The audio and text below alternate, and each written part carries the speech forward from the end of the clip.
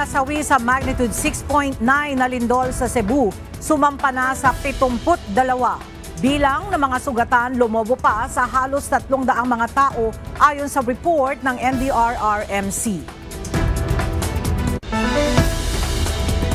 Hawks nakapagtala na ng mahigit sa 2,600 aftershocks matapos ang malakas na lindol sa Cebu.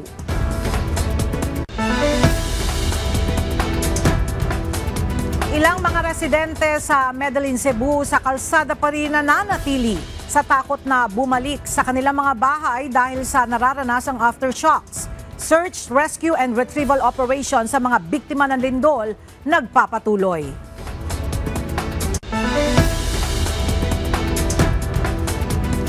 Medellin, Cebu nagtayo ng 24/7 drop-off point para sa mga magbibigay ng donasyon. Vicente Soto Memorial Medical Center o VSMMC sa Cebu City nanawagan sa mga nais na mag-donate ng dugo para sa mga biktima ng lindol.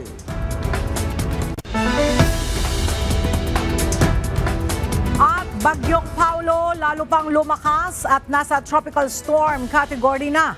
Wind signal number 2 nakataas na sa ilang lugar sa Isabela at Aurora.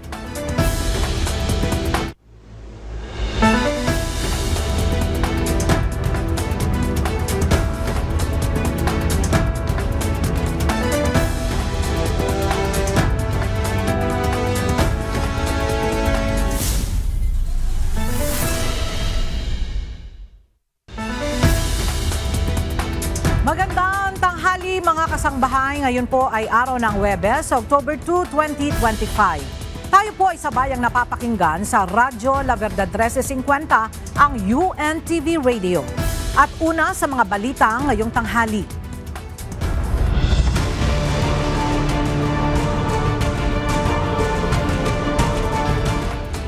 Patuloy na nadaragdagan ang bilang ng naitatalang casualties matapos ang 6.9 magnitude na lindol na tumama sa lalawigan ng Cebu. Base sa latest report ng National Disaster Risk Reduction and Management Council o NDRRMC, as of 6 a.m. ngayong October 2, sumampa na sa 72 ang bilang ng mga nasawi sa malakas na lindol. Habang umakyat na rin sa 294 ang bilang ng mga naiulat na sugatan. Samantala, umaabot na sa 597 ang kabuang mga bahay na nasira ng lindol, habang marami pa ring lugar sa Western Visayas ang hindi pa rin naibabalik ang supply ng kuryente. Sumampa na sa higit 2,000 ang bilang ng naitalang aftershocks o ang mga mahihinang pagyanig matapos ang magnitude 6.9 na lindol sa Cebu noong Martes ng gabi. Base sa report ng Philippine Institute of Volcanology and Seismology of PHIVOLCS, as of 10 a.m. ngayong October 2, aabot na sa 2,652 ang recorded na aftershock sa Cebu. Umaabot ang lakas ng pagyanig mula magnitude 1.0 hanggang 5.0.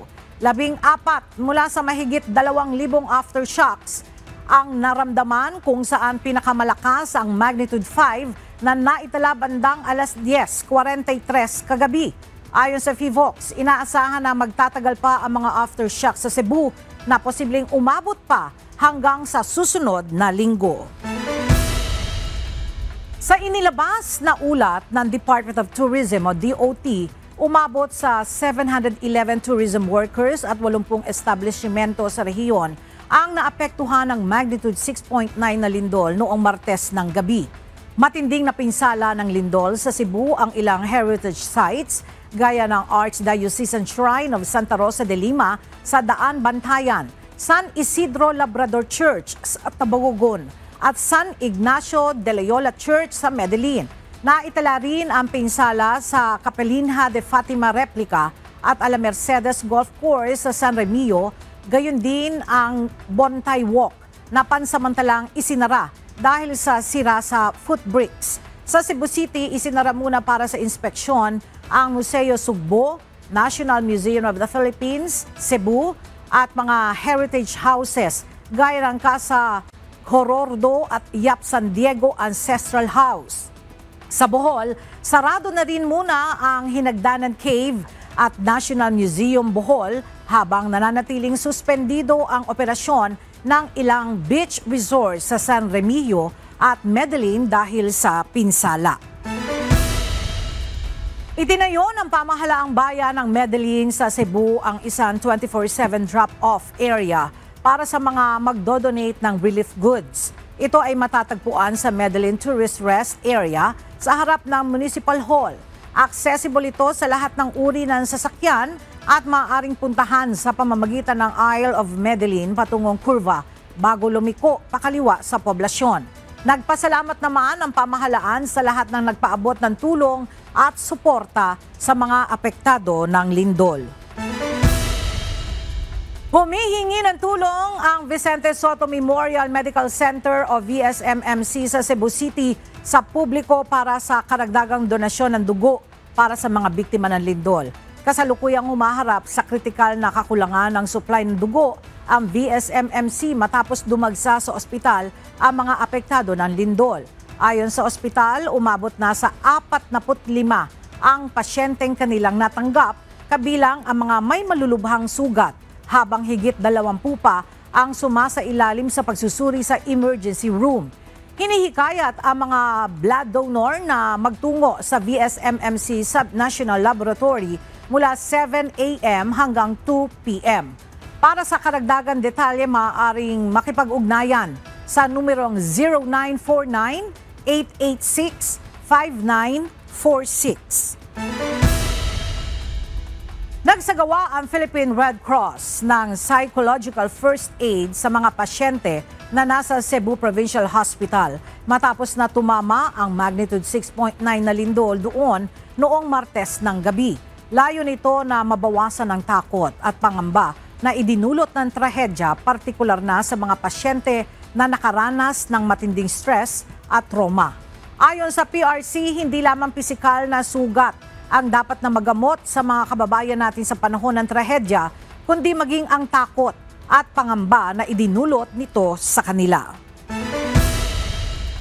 Matapos na bumiyahe kahapon ng BRP Teresa Magbanwa, maglalayag naman bukas patungo ng Cebu ang BRP Gabriela Silang ng Philippine Coast Guard para maghatid ng evacuation supplies at relief items. Samantala, nagpadala na rin ang contingent team ang Metropolitan Manila Development Authority o MMDA sa Cebu para tumulong sa rescue operations.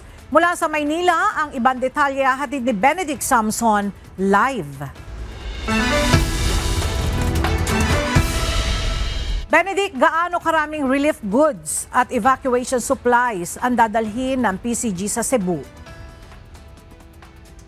Magandang tanghali, Ella. Isang paglilinaw ayon nga kay PCG Commandant Ronnie Hilgaban ay mamayang alas 3 na ng hapon aalis itong BRP Gabriela Silang patungo ng Cebu. Anumang oras ngayong araw ay magsisimula ng kargahan ng Philippine Coast Guard ang BRP Gabriela Silang ng nasa 3,000 family food packs at nasa 2,000 evacuation supplies mula sa Philippine Charity District Office. Ayon sa PCG, bahagi ito ng pagpapaiting ng humanitarian assistance at disaster response para maghatid ng tulong sa mga naapektuhan ng magnitude 6.9 na lindol sa Cebu. Kahapon, nauna ng bumiyahe patungong Cebu ang BRP Teresa Magbanwa, kung saan lula naman ito ang nasa 36 na doktor, nurses at medical personnel. May dala rin itong medical equipment na magagamit naman para sa pagbibigay ng tulong medikal sa mga naapektuhan ng lindol. Kaugnay na pagtulong sa Cebu, magpapadala din ng 18-man contingent team ang Metropolitan Manila Development Authority o MMDA. Bukod sa MMDA personnel, magpapadala din sila ng K9 dogs na makatutulong naman sa search and rescue operation. Ella, kaya nagbago ang oras ng alis nitong ang BRP Gabriela Silang ay upang hindi makaiwas doon nga sa inaasahang pagtama nitong malakas na bagyo. At mamayang alas 2 naman ng hapon, inaasahan na darating na ang BRP Teresa Magbanwa sa Cebu. At yan muna ang ating update mula rito sa Maynila. Balik sa inyo dyan, Ella. Maraming salamat, Benedict Samson. Nagpadala ang pamahalaang lungsod ng Davao ng 10 truck na may kargang 5,000 food packs at inuming tubig bilang tulong sa mga naapektuhan ng magnitude 6.9 na lindol sa Cebu. Nagtungo na rin ngayong umaga patungong Cebu ang mga doktor at nurse mula sa City Health Office upang magbigay ng medikal na serbisyo. Habang naka-standby rin ang USAR team at psychosocial workers ng Davao City 911 para sa posibleng deployment sa mga lugar na pinakaapektado ng lindol. Ayon sa City Information Office ng Davao, patuloy silang nakikipag-ugnayan sa Office of Civil Defense at PDRRMO para sa maayos na distribusyon ng tulong. Naghatid ng tulong sa mga kababayan natin na biktima ng lindol sa Cebu ang Kalusugan Food Truck ng Office of the Vice President. Nagkaloob ang OVP ng libreng makakain sa mga biktima ng lindol sa San Remigio, Cebu. Gayon din, pinakain nito ang mga volunteer, rescuers at frontliners. Bukod sa mga naapektuhan ng lindol, layon din ng OVP na maalalayan ang mga frontliner na siyang nangunguna sa pagtugon sa oras ng sakuna. Samantala, nagpadala rin ng tulong ang mga volunteer ng non-government organization na Angat Buhay para sa mga residente sa bayan ng Medellin, San Remigio at Bogo City sa Cebu. Naghatid ang mga ito ng mga tubig na maiinom at nagluto rin ng mainit na pagkain para sa mga biktima ng lindol.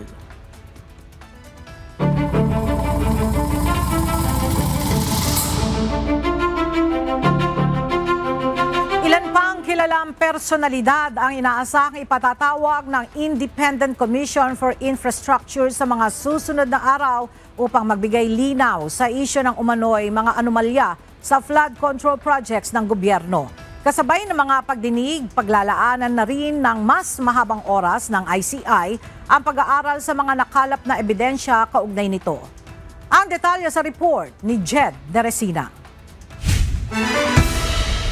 Mas tututukan na ngayon ng Independent Commission for Infrastructure o ICI ang pag-aaral sa mga nakalap nilang ebidensya at impormasyon na may kaugnayan sa mga umano'y anomalya sa government flood control projects.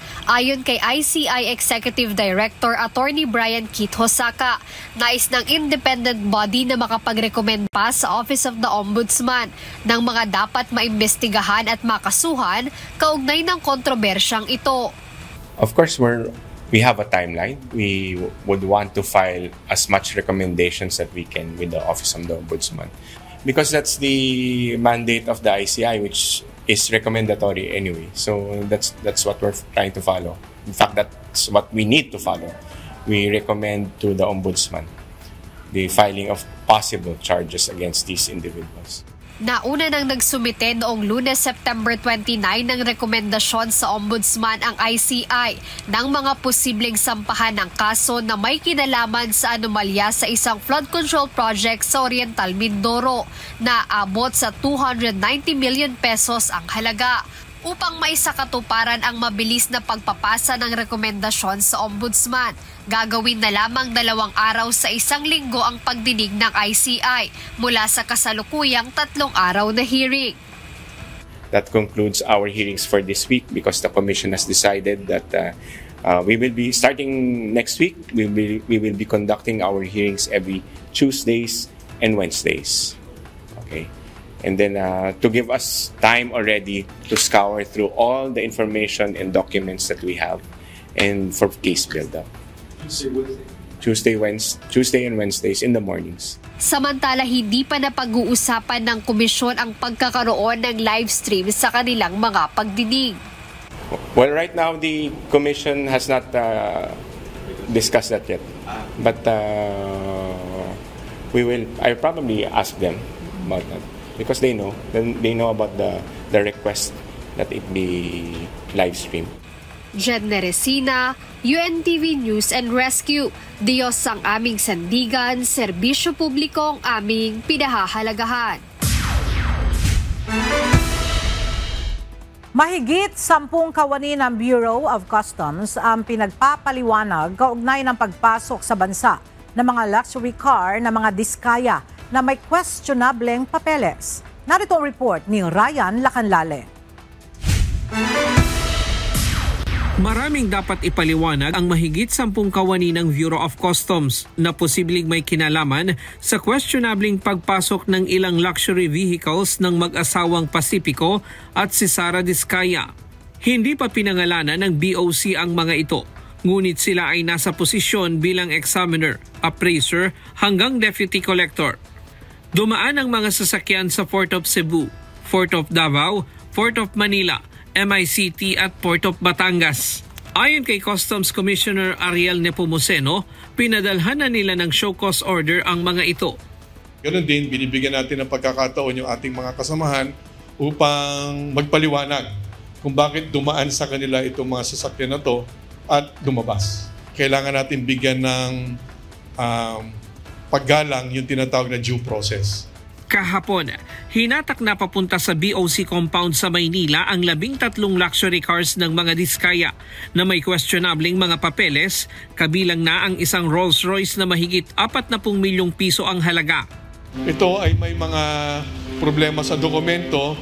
Yung 7 yung walang import entry, at the same time wala siyang certificate of payment.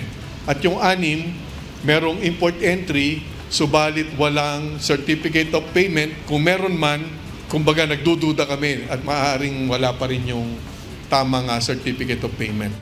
Magkakaroon ng mga pagdinig simula October 9 upang bigyan ng huling pagkakataon ang mag-asawang kontraktor na patunayang legal ang pagpasok ng kanilang mga sasakyan. At kapag napatunayan na kulang ang dokumento at ibinayad na buwis, tuluyang mapapasakamay ng pamahalaan ng 13 mamahaling sasakyan. Unang-una, yan ay i-auction o isusubasta. Sisiguraduhin naman namin na kapag ginawa yan, magiging transparent at competitive yung magiging auction or bidding upang yung magiging koleksyon ng pamahalaan simula dyan sa mga sasakyan na yan ay magagamit para sa mga programa ng ating gobyerno. Samantala, ibabalik na sa mga Diskaya ang 17 luxury cars na dumaan sa mga lehitimong dealer. Yung 17, pwede na naming i-release yun provided magkakaroon sila ng date of undertaking na ipinapangako nila na later on, kasi again, magkakaroon kami ng post-clearance audit operations. Ibig sabihin, ang titingnan na namin yung mga dokumento ng mga dealers mismo. We respect na dapat, kasi initially tama yung pinagbayaran nila dokumento, no? So hindi naman tama na yan ay pagtagalin namin. So i-release na yan, subalit meron kaming karapatan at kapangyarihan na mag-conduct pa ng post-clearance audit doon sa mga dealers na nagpasok nito mismo. Ryan Lacanlale, UNTV News and Rescue. Diyos ang aming sandigan, serbisyo publiko ang aming pinahahalagahan. Hinimok ni Pangulong Ferdinand Marcos Jr. ang Armed Forces of the Philippines na labanan ng panloob na banta na naglalayong maghasik ng kalituhan at pagwatak-watakin ang bansa. Ito ang panawagan ng Commander-in-Chief ng kanyang pangunahan ang panunumpa sa tungkulin ng mga bagong promote na mga general, flag officers at iba pang opisyal ng AFP.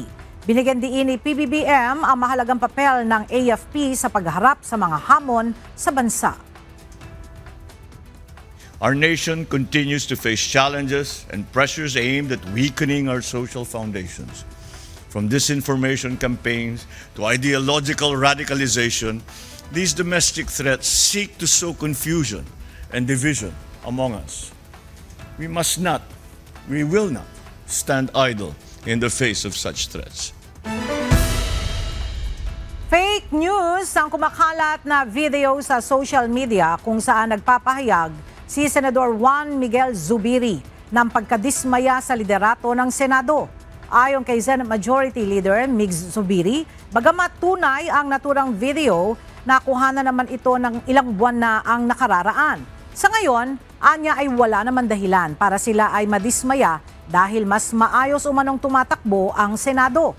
Nilinaw rin ni Senator Zubiri na walang disunity o pagkakawatak-watak sa Senado at nananatili itong matatag, mapagkakatiwalaan at nakatutok sa pagpapasa ng makabuluhang batas. Ilang senador ang naghayag ng kanya-kanyang dahilan ng boto sa resolusyon kaugnay ng house arrest ni dating Pangulong Rodrigo Duterte. Kasunod ito ng pagsusulong ng naturang resolusyon ng 9 na senador na pinanigan naman ng mayorya. Alamin natin yan sa report ni Asher Cadapan Jr. Sa botong 15 yes, 3 no at 2 abstain, inaprubahan ng Senado ang pagtitibay ng Proposed Senate Resolution No. 144. Ito ang resolusyon na naghahayag ng pagpanig ng institusyon sa kahilingan sa International Criminal Court na isailalim sa house arrest si former President Rodrigo Roa Duterte.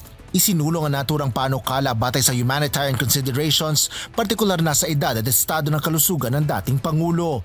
Sa resulta ng botohan sa Senado, bukod sa 9 na senador na nagsulong ng naturang resolusyon, 6 pa ang bumoto ng yes o pabor dito. Ilan sa kanila ay nagpaliwanag pa ng kanilang pagsuporta sa resolusyon. So I'd like to thank you, Mr. President, the Majority Leader. I'd like to thank our colleagues that we took this up today, but I'd like to appeal to the Palace na pag-aralan din nila. Just on that humanitarian, huwag nyo nang pansinin lahat ng tumitira o nagsasabi sa inyo o sa politika. Ang punto dito, he's a citizen of our country, he's 80 years old, he needs medical attention, he needs his family, he needs people to talk to. Ginawa ko na lang po 1-page resolution, just showing in view of his age and deteriorating health, asking the ICC, we're just appealing to the ICC, to allow it within the rules. It's allowed within the rules. As a matter of fact, there has been instances in the past that they granted this kind of privilege to persons with deprived of liberty.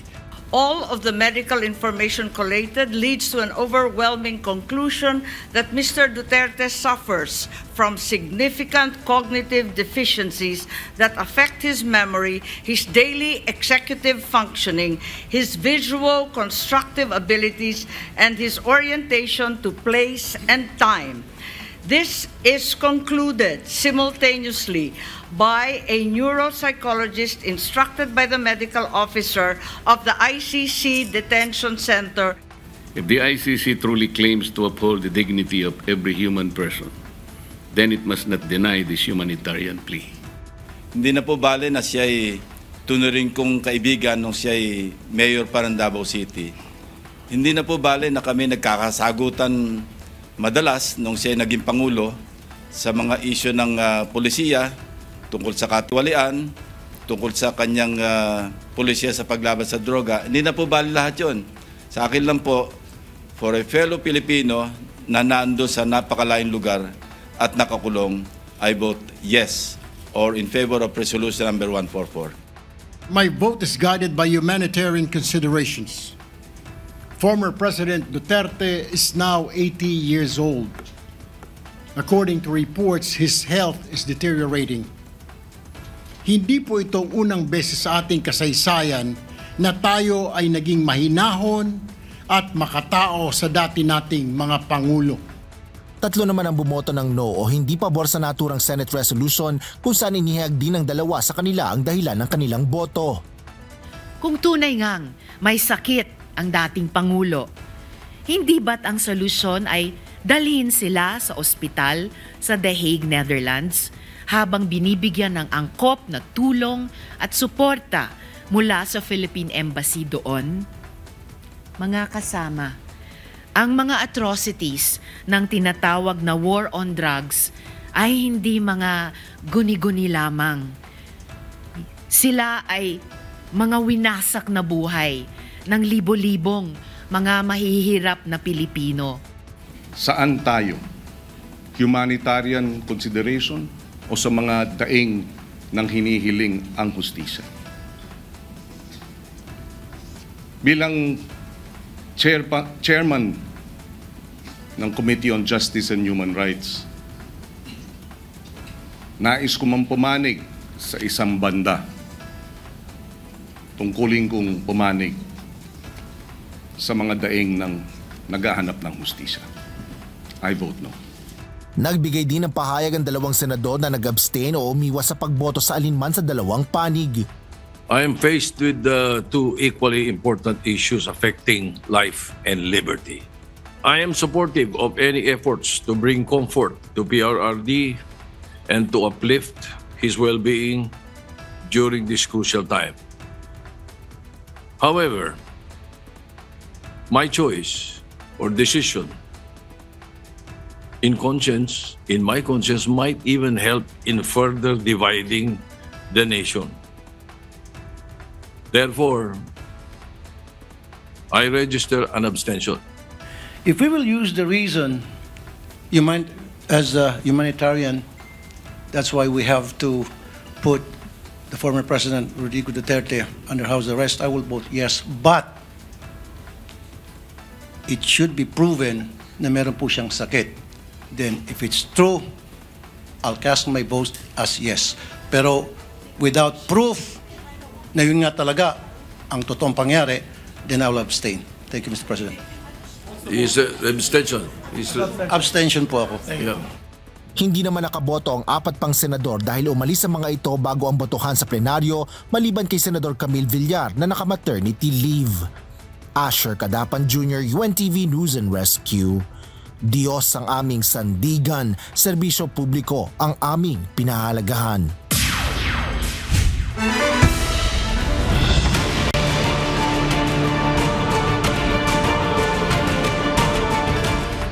Marami pa rin sa mga kababayan natin sa bayan ng Medellin sa Cebu ang nasa mga kalsada pa dahil sa takot na madisgrasya sakaling muling magkaroon ng malalakas na aftershocks. Samantala, nagpapatuloy ang search and rescue operation sa lugar ng Bogos City na lubhang napinsala ng lindol. Mula sa Bogos City, Cebu, makibalita tayo kay Irish Madelo live.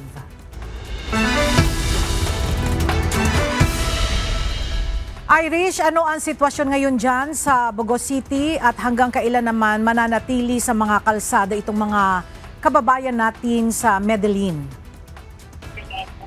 Kaya sa ngayon, patuloy pang pinag-uusapan ng Pangulo kasama ang mga kausap niya dito sa atin lungsod na kung kailan talaga o hanggang kailan mananatili dito ang ating mga kababayan dahil nga kahit ang mga evacuation center ay hindi din pwedeng matirahan ng ating mga kababayan na apektado ng lindol.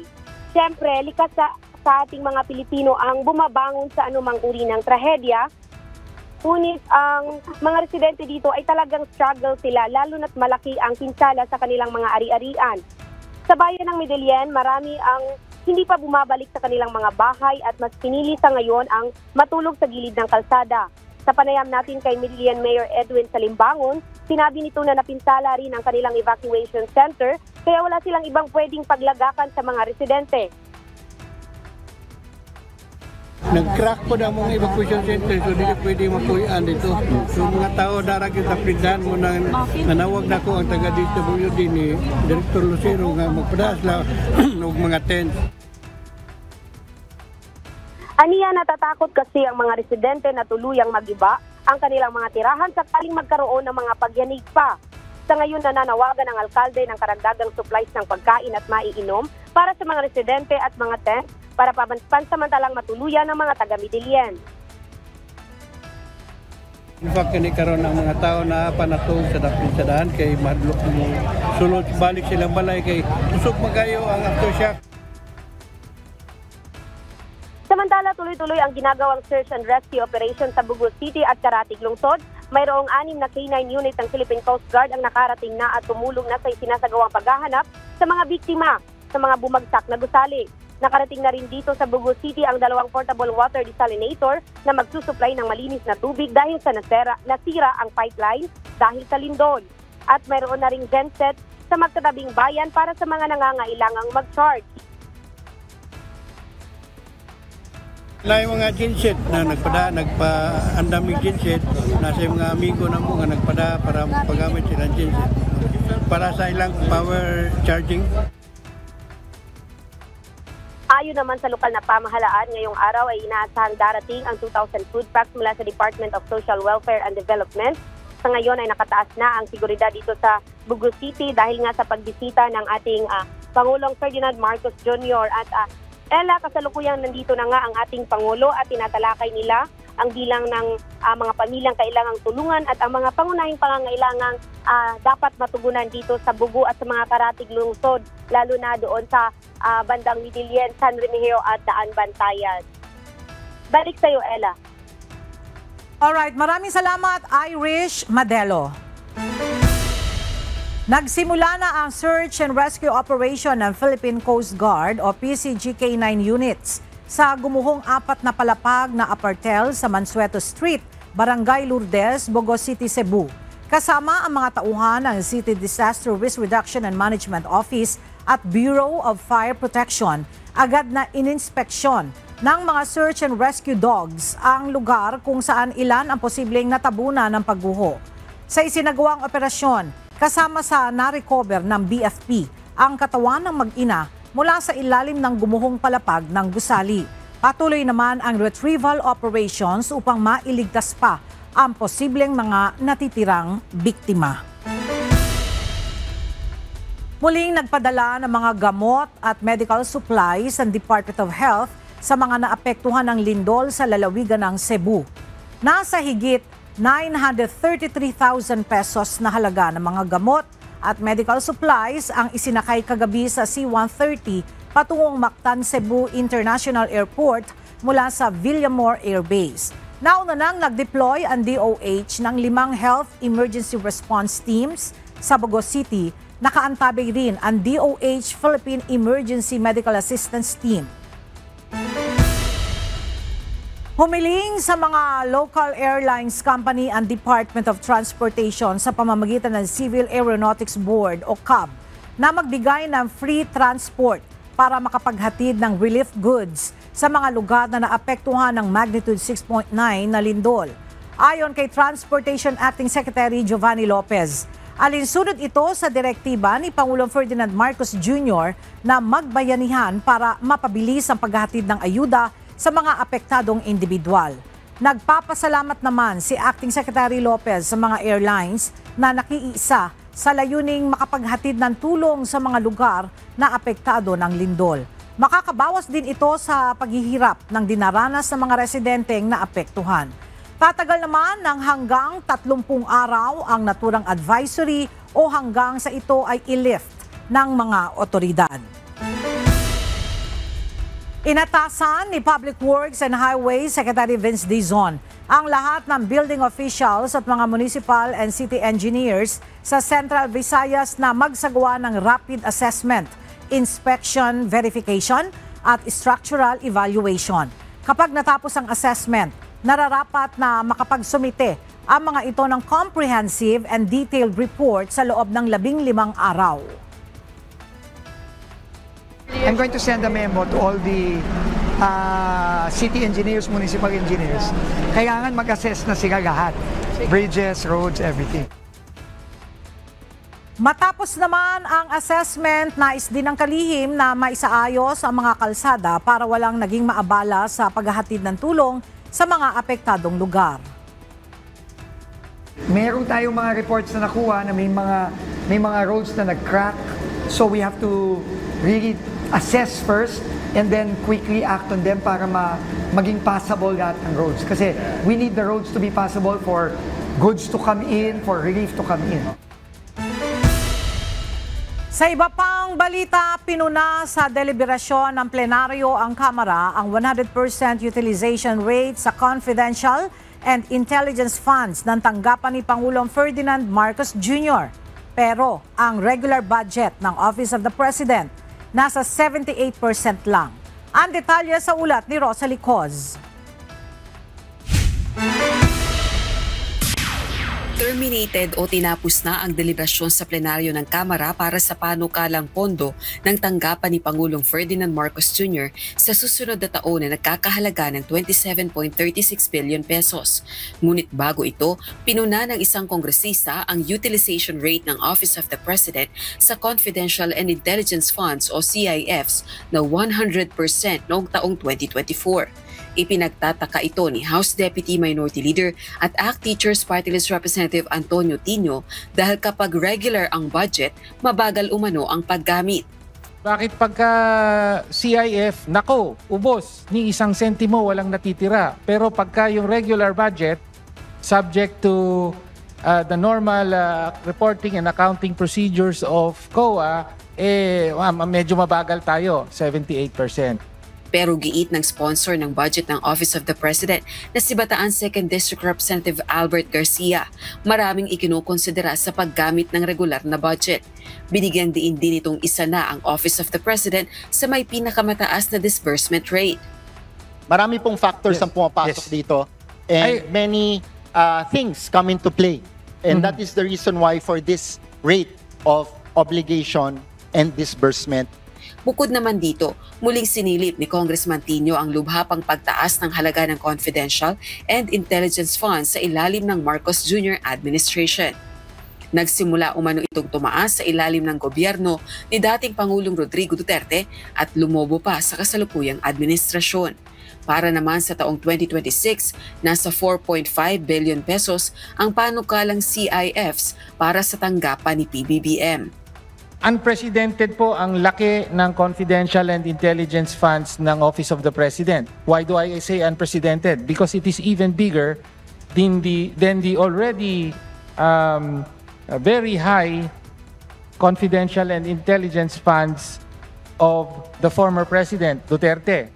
Ito po yung ginagamit sa pagkoconduct ng Presidential Situation Room, National AML EFT Coordinating Committee or NACC National Cybersecurity Interagency Committee, People Center on Transnational Crime, PSTC, and Anti-Terrorism Council, Project Management Center, National Maritime Center, Presidential Anti-Organized Crime Commission, and the like po. Ayon naman kay Congressman Garcia, walang audit observation memo na natanggap ang Office of the President mula sa Commission on Audit o COA kaugnay ng paggamit ng confidential and intelligence funds nito. Rosa Licoz, UNTV News and Rescue. Diyos ang aming sandigan, serbisyo publiko ang aming pinahahalagahan. Inihayag ni Baguio City Mayor Benjamin Magalong na aabuti ng ilang taon bago maimbestigahan ang lahat ng mga maanumalyang infrastructure project sa bansa. Samantala, dinidinig ngayon sa Senado ang panukalang gawing blockchain ang sistema ng budget system ng pamahalaan. Ang detalye sa report ni Ivan Alvarez live.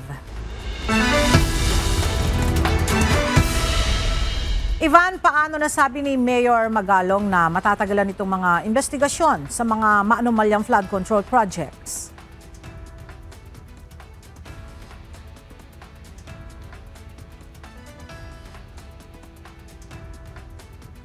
Commission for Infrastructure o ICI at Baguio City Mayor Benjamin Magalong sa kanyang maikling panahon sa komisyon, nakita na nila kung gaano kalawak ang korupsyon sa iba't ibang probinsya sa bansa.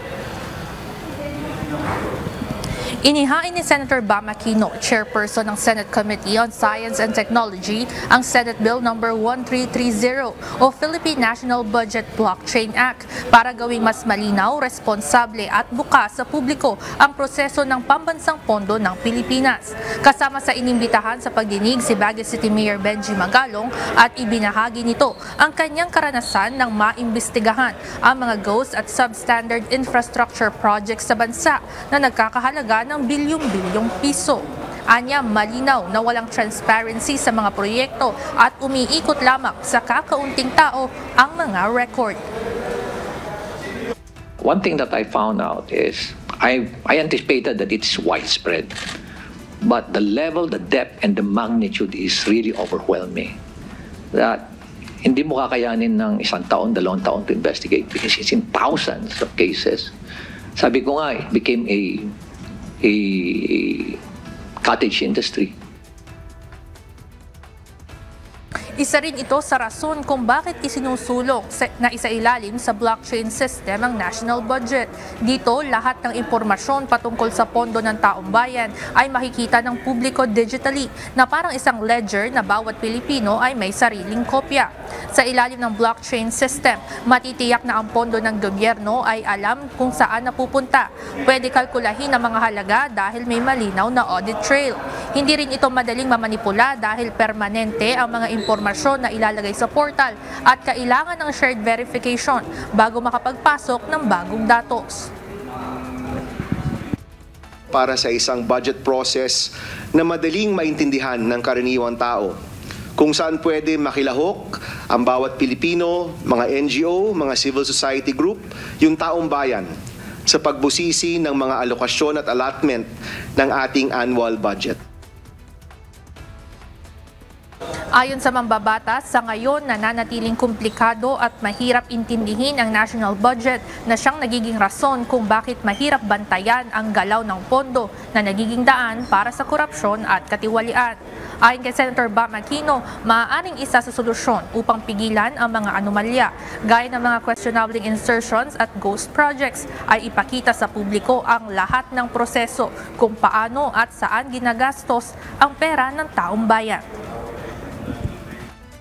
At naniniwala po tayo na hindi lang po ito laban para sa perang ninakaw ngayon o sa dating mga taon, laban po ito para sa kinabukasan ng ating mga kabataan.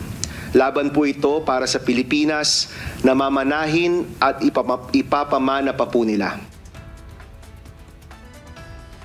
Ang blockchain-based budget system ay magiging Digital Public Asset o DPA na maaaring makita sa isang digital portal na po pwedeng i-access real-time. Ella, kapag tuluyang naisabatas itong blockchain system-based budget, ito ay pangungunahan ng Department of Information and Communications Technology o DICT, Department of Budget and Management o DBM, pati na rin Commission on Audit o COA. Yan muna ang update mula dito sa Senado. Balik sa inyo dyan, Ella. Maraming salamat, Ivan Alvarez.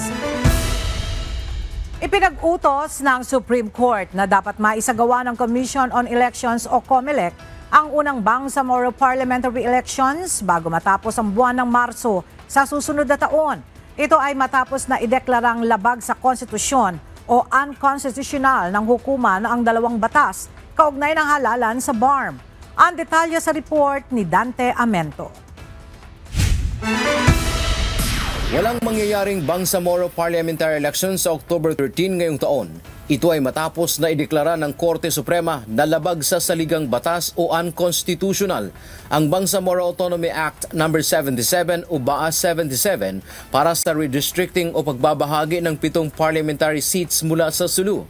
Bukod dito, idiniklara ring unconstitutional ng Korte ang Bangsamoro Autonomy Act No. 58 o BAA 58 para sa paglikha ng parliamentary district sa BARM.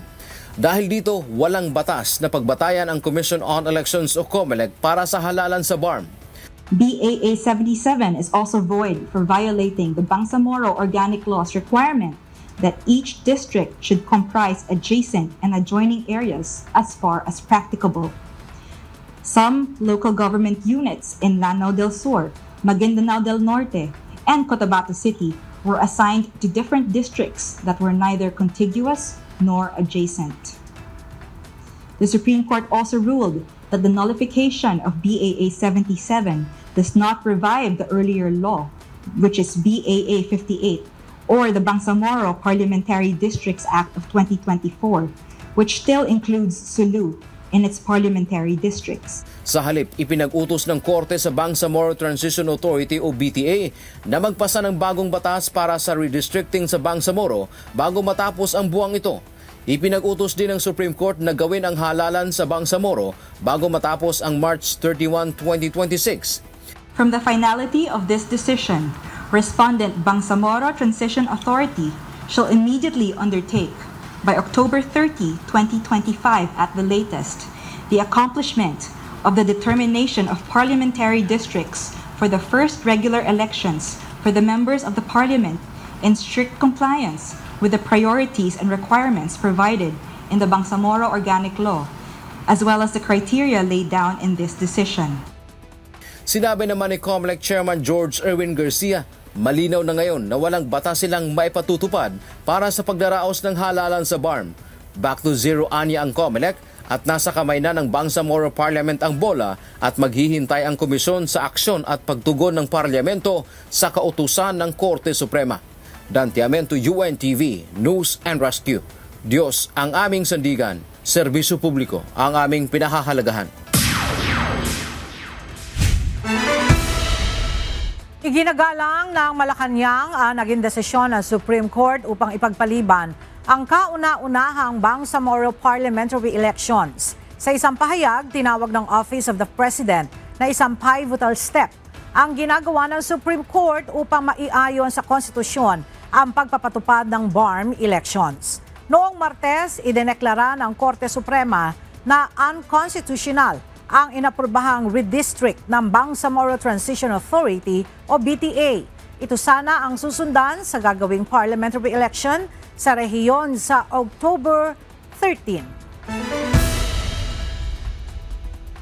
Nakataas na ang Tropical Cyclone Wind Signal number 2 sa ilang bahagi ng Isabela, Aurora at Quirino dahil sa bagyong Paulo. Bukas, inaasahang dadaan ang sentro ng bagyo sa Northern Luzon. Ang iba pang detalya hatid ni Alzar Aurelio, Senior Weather Specialist ng Pag-asa DOST. Tropical Cyclone Paulo ay nasa East Philippine Sea at bahagyang malapit sa kalupaan. Nasa layong 575 kilometers, silangan ng Infanta, Quezon. Bahagyang lumakas ang bagyo dahil nitong nakalipas na oras ay nasa dagat ang bagyo. Ngayon, ang lakas ng hangin ng bagyo ay umaabot sa 75 km per hour, samantala, ang pagbukso ng hangin ay nasa 90 km per hour. Inaasahan po natin ang kanyang direksyon ay west-northwest sa bilis na 20 km per hour. Ibig sabihin ito, napakabilis ang galaw ng bagyo. Sa mga nagtatanong kung may habagat po ba, so mahinang habagat po o wala ang nararanasan po natin ngayong araw. Narito po ang ating forecast track ng bagyong si Paulo. Kapag hindi magbabago ang kilos ng bagyo, inaasahan po natin bukas na umaga, ang sentro ng bagyo ay maaaring tumama sa may Southern Isabela o sa Northern Aurora, ang sentro ng bagyo. At inaasahan po natin na lalabas sa kalupaan ang sentro ng bagyo bukas din ng hapon. So, ibig sabihin, by bukas o araw ng Friday, dadaan ang sentro ng bagyo sa malaking bahagi o sentro ng bagyo sa Northern Luzon. Paalala po, malawak ang bagyo, so halos maapektuhan ng bagyo ang Northern Luzon at Central Luzon, kasama rin po ang ilang bahagi ng Southern Luzon. Kapag hindi magbabago ang bilis ng bagyo, inaasahan po natin sa Sabado ay nasa labas na ng PAR ang bagyong Paulo. Narito po ang mga lugar na sa ilalim ng Tropical Cyclone Wind Signal. Signal number 2 ay nakataas na po sa may southeastern portion ng Isabela, northern portion ng Quirino, at northern portion ng Aurora. Ang mga lugar nito ay inaasahan po natin na masungit na panahon. Samantala, signal number 1 ay nakataas sa Cagayan, na labing bahagi ng Isabela, na labing bahagi ng Quirino, Nueva Vizcaya, Apayao, Abra, Kalinga, Mountain Province, Ifugao, Benguet, Ilocos Norte, Ilocos Sur, La Union, Pangasinan, northern portion ng Zambales, Tarlac, Nueva Ecija, na labing bahagi ng Aurora, northern portion ng Bulacan, northern portion ng Quezon kasama ang Polillo Island, northern portion ng Camarines Norte, northern portion ng Camarines Sur, at northern portion ng Catanduanes. Ang lugar na sa ilalim ng signal number 1 ay inaasahan po natin na makakaranas ng mga pagulan at kasamang malalakas na paghangin. Balikan ko po yung forecast track. Hindi natin i-rule out na itong track ng bagyo maaaring mag-deviate o magbago pa norte o pa south. Basta lang po sa within ng cone of probability ng track ng bagyo. Okay? So, sunod po tayo. Ito na. Okay. So, minaasahan po tayong malalakas na pag-ulan dulot ng bagyong Paulo. Mula ngayon hanggang bukas ng tanghali. Ang kulay red, ibig sabihin po niyan, dami ng ulan kung saan naaabot o lampas pang 200 millimeters. Ang orange, ito yung dami ng ulan mula 100 hanggang 200 millimeters. Ang yellow naman ay 50 hanggang 100 millimeters. Ang lugar po na sa ilalim ng kulay red o kulay pula ay Aurora. Kulay orange ay sa Cagayan, Isabela, Nueva Vizcaya, Quirino, at Nueva Ecija. Kulay yellow ay sa Apayao, Kalinga, Mountain Province, Ifugao, Benguet, Pangasinan, Tarlac, Pampanga, Bulacan, Rizal, Quezon, Camarines Norte, Camarines Sur, Catanduanes, Albay at Sorsogon.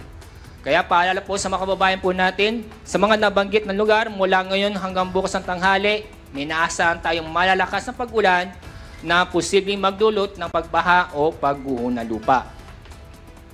Mula bukas ng tanghali hanggang Sabado ng tanghali, may naasahan pa rin tayong malalakas na pag-ulan. Kulay pula ay sa La Union at Benguet.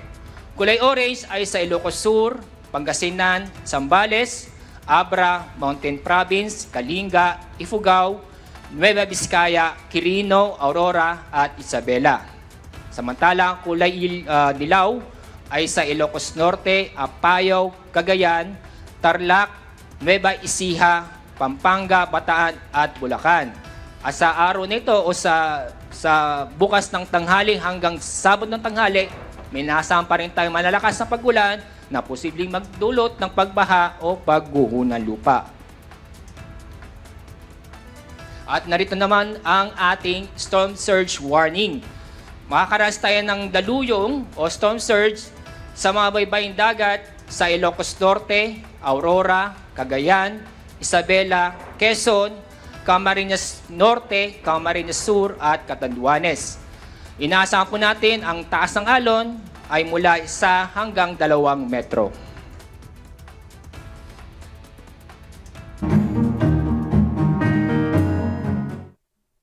Isinailalim na sa Blue Alert status ang buong lalawigan ng Cagayan bilang paghahanda sa banta ng panibagong bagyo na inaasahang mararamdaman sa Northern Luzon. Base sa forecast ng Pag-asa, inaasahang magla-landfall ang bagyong Paulo sa Cagayan. Mula sa Tuguegarao City, makibalita tayo kay Lovella Ibia, live.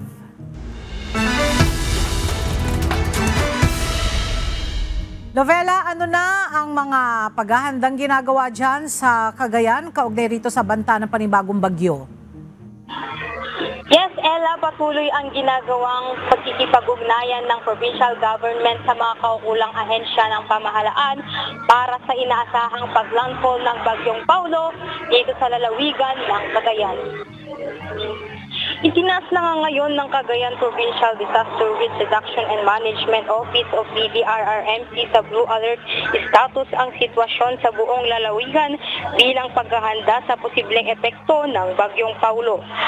Ayon sa isinagawang Pre-Disaster Risk Assessment ng Office of Civil Defense Region 2, posible pang magdeklara sila ng Red Alert kung titindi ang epekto ng bagyo batay sa monitoring ng Pag-asa. Sa ngayon ay activated na ang Bagyo Protocol o Bravo Protocol na nag-aatas sa lahat ng provincial clusters na tiyaking nakahanda ang mga rescue assets at iba pang kagamitan lalo na sa posibleng paglikas.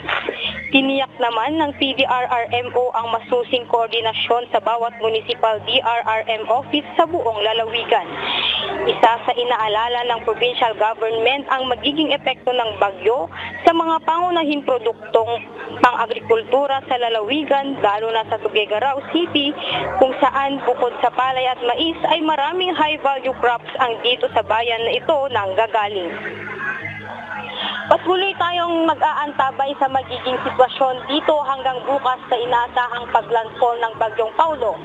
At samantala ay kanina nagsagawa rin ng pre-disaster risk assessment ang UNTV Luz and Rescue Team National Headquarters and Northern Central Luzon at naka-standby din ang UNTV Rescue Team Cagayan dito sa atin. At sa mga nangailangan ng agarang tulong sa panahon ng aksidente o sakuna, makipag-ugnayan po sa UNTV NAR Hotline 8911-UNTV or 8911-8688. Yan muna ang update. Balik sa iyo, Ella. Maraming salamat, Lovella Ibia. Naibalik na ang supply ng kuryente sa lalawigan ng Masbate matapos ang matinding pananalasa ng bagyong Opong. Mula sa Masbate City, makibalita tayo kay Jerry Galicia live.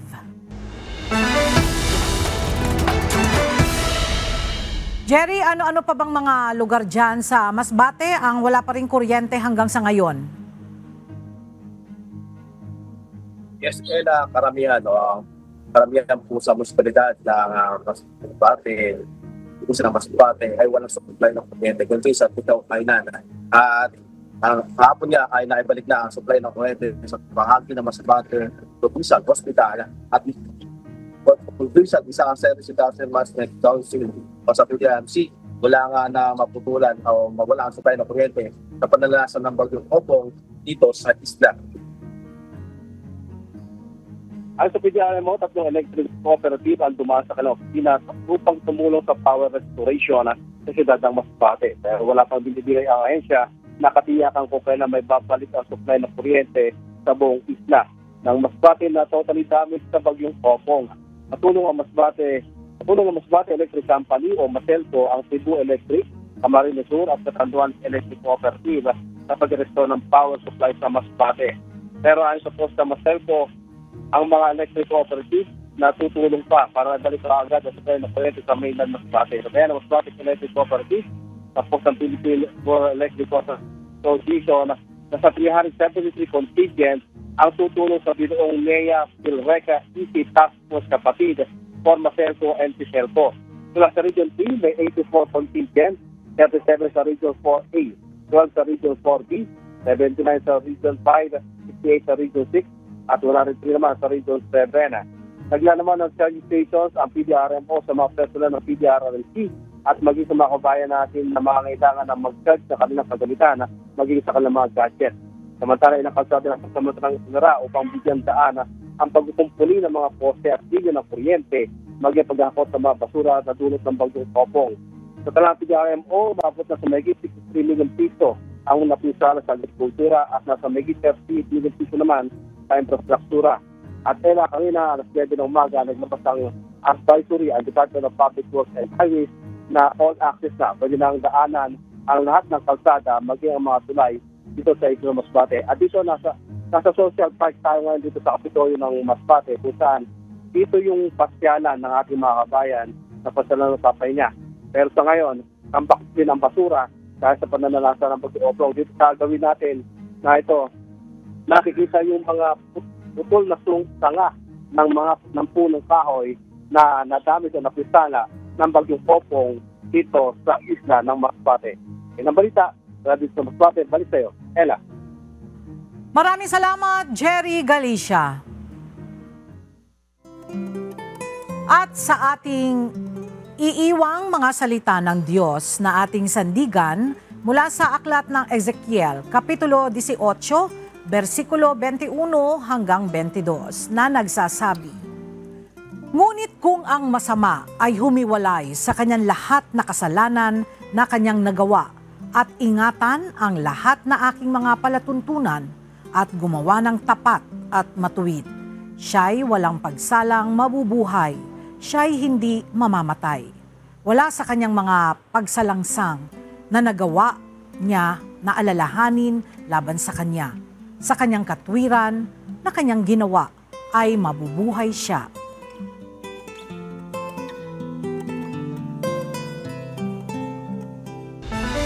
At yan ang mga balitang aming tinutukan at inaksyonan. Dahil sa aming pagbabalita, una ang pagkalinga sa kapwa.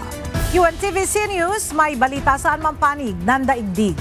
At dito sa UNTV, Diyos ang aming sandigan, serbisyo publiko ang aming pinahalagahan. Magandang tanghali at salamat sa Diyos.